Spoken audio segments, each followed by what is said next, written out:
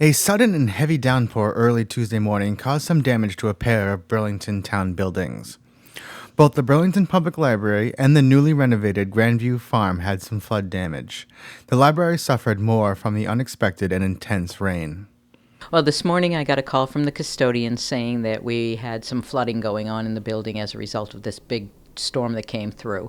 So I rushed on over, and the front of the building, the exit door area was flooded. It was squishy, deep water. There was also water in the main room on the second floor, though fortunately it missed the shelves of the books. One of the offices was also impacted. In the tech services office, 2 computers, 3 desks. Inside the desk drawers, all the way across the room, was flooded with water. Hodgson said the damage could have been worse.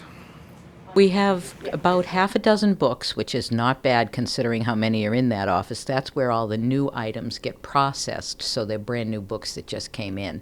And thankfully, we were at a slower pile as opposed to the beginning of the month when we get a ton at once. Some office equipment was also a loss. 2 computers in the tech services office were dripping water. You turn the keyboard over and the water just poured out like you were pouring a cup. It was inside. All the vents on the computer itself were wet too. We haven't tried them. We haven't turned them on because they're still drying out. Hodgson said that the workers from the Building and Cemeteries Division of the Department of Public Works who responded did a great job and were on the scene quickly after the damage was reported. Ironically, if this storm had come later in the year, the problems that allowed the flooding might have already been fixed. We have had issues with this building for as long as I've been here, which is a dozen years. And they have the new facility department has been working really hard to solve some of these issues. They've pretty much covered the bulk of them. They know what the problem is. They have a contractor scheduled to come in and do repairs so that this doesn't happen again. Unfortunately, this storm came before the contractor.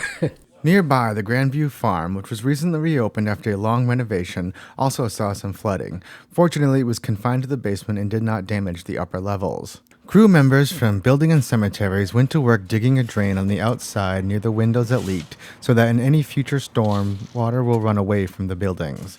They hope this will help address the flooding issue. At the Grandview Farm, I'm B News Director Rich Hosford.